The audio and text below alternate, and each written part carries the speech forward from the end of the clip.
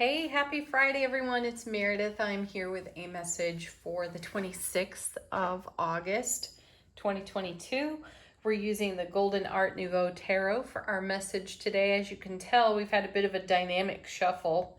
It was a challenge to keep the cards in my hands as I shuffled today, so I feel the enthusiasm out of the tarot deck. The sun is in Virgo, the moon's in Leo, though it is moving into Virgo today. Check your time zones. And we have a new moon tomorrow. I believe that's happening sometime in the 4 a.m. hour tomorrow. So use your new moon energy to its highest and greatest potential. I have a little share for you before we get into the cards. About 2 weeks ago, I was gifted, a friend and I were gifted with these flowers by somebody at Trader Joe's. We struck up a conversation with a lady that was working there at the store, and she sought us out later on as we were continuing to shop our way through the store, and she brought us a bouquet of flowers. So it's been 2 weeks and a day now that this bouquet has been on the table. I haven't done anything fancy other than refresh the water and trim any stems that looked wonky. What I have been doing is saying I love you to these flowers for brightening up my home, for bringing good cheer, and I got silly with it. Like, I was laughing over this about how much love I was pouring on these flowers, and look how they've continued to be cheerful. They're beginning to look a little worse for wear. We've got this daisy down here that's losing it. Anyway, what could you be doing? This is why I'm sharing this with you. What could you be doing with love? Where would you like to shine and brighten some love in your world and have it bless you? I wasn't doing this necessarily to bless myself. I was in the pure raw spirit of love and deep in appreciation for the gift, for a total stranger chatting with me and sharing with me. My friend and I both felt the same way. And another friend yesterday stopped by and she saw the flowers sitting on the table and she said, "Are these the same flowers from like a couple weeks ago?" I said, "Yeah, heck yeah." She's like, "Wow." That's the power of love. You know, they're still bringing cheerfulness to my home and happiness to my heart. So pick something in your world. Maybe go get yourself a bouquet of flowers and use the energy. Engage in love for the pure raw joy of the love and see how long you're blessed. And then expand. Expand from there. Put the love on something else in your world. All right, enough of that. Enjoy it. Leave some comments, by the way. Let us know how you do. And we'll share them there on the channel in the comments section. Okay, cards, energy atmosphere. We're tuning into it. What's on offer to us today? I'm so excited to see these cards. These first 5 fell out together. So let's see what we got going on. Our first is the 2 of Cups. Beautiful. A blessed union. Start with yourself. This is your self relationship, your divine masculine, divine feminine in harmony, working in harmony within self relationship. This means the head heart connection is good too. And our bond is ever strengthening, expanding within our sphere of influence and everything we interact with. I love the 2 of Cups in the sense that it sends a message to me intuitively that this is how I show up, this is how I am met in the world, right? Let's go back to the flowers. I show up in love with these flowers, these beautiful beings that are gracing the table, and this is how these beautiful beings meet me. Right? What a great demonstration. Next card is the 2 of Wands. 2 twos. 2s are the miracle numbers there. I think in angel numbers, one of the angel number books I have is the message, don't give up 5 minutes before the miracle happens. The number 2 will bring that message to us. So here's the 2 of Wands, and you know it's a gateway portal card. We're stepping through a gateway to a whole new world of experience, and we're doing that in the energy of the 2 of Cups, the emotional fulfillment of interconnectedness within self-relationship and interconnectedness within all of our other relationships. Beautiful. And this brings us now to the 10 of Coins. The foundation of, or rather the legacy of all the love we invest. 10s in tarot are about fulfillment. And we have the coins raining down on us because of the investment we've made. So invest your heart, invest your love in what means the very most to you. What gets you out of bed every day? What is your passion? What's the fire in your belly, right? Bring this 2 of Cups, 2 of Wands energy to whatever that is for you, and be fulfilled by it and create a legacy of fulfillment for yourself. This is a great card of showing how the reward of our presence, our soulful presence in this moment, pays more reward forward. It creates a ripple effect, right? We talk about this a lot here on the channel. Now we have next the 9 of Wands. I like that. I know this card. It seems counterintuitive to the message. Like you have to show up weary, beaten, bandaged to get to this level of fulfillment. That's horse poop. Though, the 9 of Wands, what does it say specifically? It is a card of endurance. For me, it is a card that says, don't quit, don't give up now. You're also closer than you think to something that at one time you felt might have been out of reach. I also feel that this card is indicative of the upgrade in frequency that we have all been diligently investing in. So what have we done? We've collected 9 wands, the Ace of Wands to the power of 9. How negative and weary can that be, right? It's passion, fire, creativity, motivation, ambition, drive, enthusiasm. It's all of those things, and it's a divine and cosmic gift to the power of 9. My feeling is that this card is so much more indicative of the investment we've made to create the 10.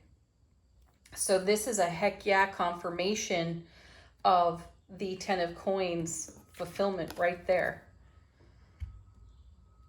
It also demonstrates for us through the artwork what it means to navigate our own ego, subconscious, and our subconscious conversation that is an aspect of our early life programming. We've had to work our way through that. That's why we might look a little bit worse for wear at times. Delving into those energies is not for the faint of heart. We all know it because we've all done it. And overcoming the ego, overcoming the program of early life experience, cultural programming, however you want to call it, can have us looking a bit like this character on the card. So this is not to dismiss the sweat equity that we have put into our journey. I feel that this confirms for us all of the equity we have invested in our self-relationship. Next we have, oh, look at that. There's more fulfillment in the 10 of Wands. And that's a card that for me says you've arrived. Now this card is spoken of in tarot traditionally as a card of burden. Again, my question is, how burdensome can the Ace of Wands be? Now, this is the Ace of Wands to the power of 10, so it's all that goodness that we just talked about to the power of 10. What this says is the energy you have put in is... the energy that you have put into your journey is paying you a very fulfilling reward. You know what it is to navigate the harder aspects of the journey. You haven't quit. You haven't given up on yourself. Not only that, you've brought home bounty for yourself. You subtract this 9 from this 10, you get 1. We're back to the ace, the divine and cosmic gift of passion, fire, motivation, ambition, drive. We've got it. We've got it in spades, and we have even more to invest. So keep it going, keep it flowing. Because again, this is how you show up. This is how you're going to be met by the world at large. That's what's in this gateway, the world, on the Two of Wands. Next set, 2 cards. First, look at this. Yeah, the universe is like, here you go. Here you go, honey. Here's the Ace of Coins, another gateway card. There's the gateway right there on the card. So it's stepping through that portal into the frequency of our highest and greatest potential. And we won't settle for less than this. Now that we've done it and done it on repeat and created the kind of fulfillment that we're seeing here, we won't show up less than what we're fulfilling here in our Two of Cups, right? Beautiful, beautiful message. Next, look at this. Now the Queen of Coins, the mother of the material. This card now says to us, we have every resource possible. We can tap every potential resource to bring to life on our foundation within our sphere of influence exactly what we hold within our vision. The universe, multiverse will meet us there and surprise and delight us in a way that we could never have dreamed before. So you show up with your love. Be the exquisite you in your soulful presence, and you will be met there in ways that you could not have previously anticipated. Excellent. Next set, 2 cards. Here's more confirmation of that 9 and even that 10 of Wands with the Strength card. Having the courage to follow your heart. Allowing for yourself to be tender and vulnerable along the way. That tenderness, that vulnerability in the journey is what gives us the endurance to keep going. We've all learned that, and we've all learned that in a variety of ways. It takes real strength to show up vulnerable, even in self-relationship. How many of you at one time could not look in the mirror into your own eyes and say, I love you? How many of you can actually do that now? Right? At one time, it wasn't even a consideration. And now, you boldly, bravely step up in your strength, your courage, your vulnerability. Look yourself in the eyes and say it with ease. And what's more than that, you believe it. Right? Yes. Coming with the Strength card, the High Priestess. Yes, also having the strength and the vulnerability to listen to the inner oracle, to our inner knowing, our innate wisdom. Right? What comes out of our life experience, what comes to us naturally, what is second nature to us? It's our intuition, it's our empathic abilities, all of our gifts, learning to channel those, to rely on those, to take those on faith and take action with this kind of information that has come out of the ether rather than the programming, because we all learned that the programming in some way failed us. And I don't say failure as in a mistake. There are no mistakes. Energy is never wasted. Though I do say what we perceive as potential failure is contrast from time to time, and things don't go the way we thought they would. However, looking back in hindsight, we can see those so-called failures as great silver lining blessings. We were likely spared from something. We were given the cushion or the margin to grow and develop even more. And the benefit of that, not being in resistance to or speaking negatively over those experiences, provides us with the kind of bounty, bliss, joy, happiness, passion for life that we see here in the cards. Let's see how the universe is supporting us in this stream of energy today. This is, from the bottom of the deck, what we may not necessarily feel is obvious to us right now. 9 of Cups. personally, do we really need to even pull another card? That's dreams coming true. That's fulfillment again. So fulfillment confirmed several times over in this reading already. And here's the Nine of Cups. That's the Ace of Cups to the power of 9, pouring out all that overflowing love, bliss, joy, happiness in emotional fulfillment. Gorgeous. Yes, now we have the Eight of Swords. Great momentum. This card is speaking loud and clear to me intuitively that there is a blessing we don't see coming, and it's how the universe puts that extra special twist on the dreams and visions we hold for ourselves and the energies that we invest in those dreams and visions as they come into being, as they become tangible to us in this plane of existence. The Eight of Swords is one of those cards that indicates a mental trap, and I feel that we've set ourselves free from it. And anything that might be lingering, the universe, or in terms of a mental trap, the universe is working on our behalf, making it obvious to us so we can take the blindfold off, untie our hands, and see what's pouring out of our 9 cups. Oh, fantastic. Here's the 9 of Swords too, the 8 and the 9. This has happened a few times recently in readings, the personal one-on-one readings I've done with people in recent days. I've seen the 8 and the 9 of Swords come out together.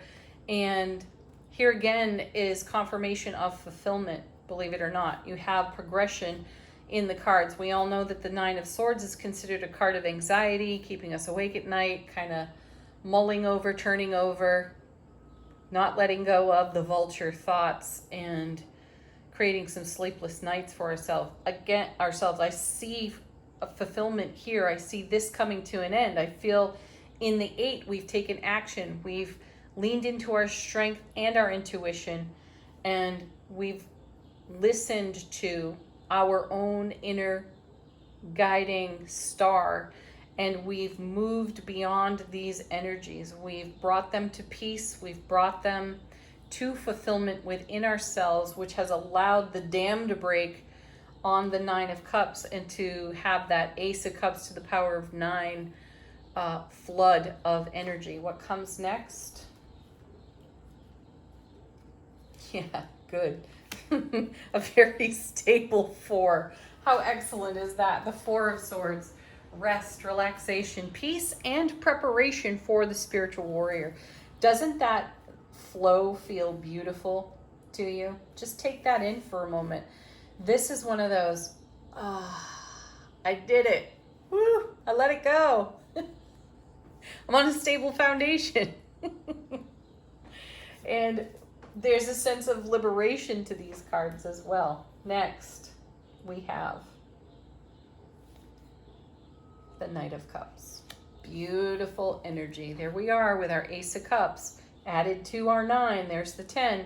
And we are in motion. The Knights move energy between cards. So we're now moving forward in our emotional fulfillment as we have integrated the life lesson journey through our 8 and our 9 of Swords. We're better for it. We are strengthened, strength card, for having navigated these energies, navigated them well.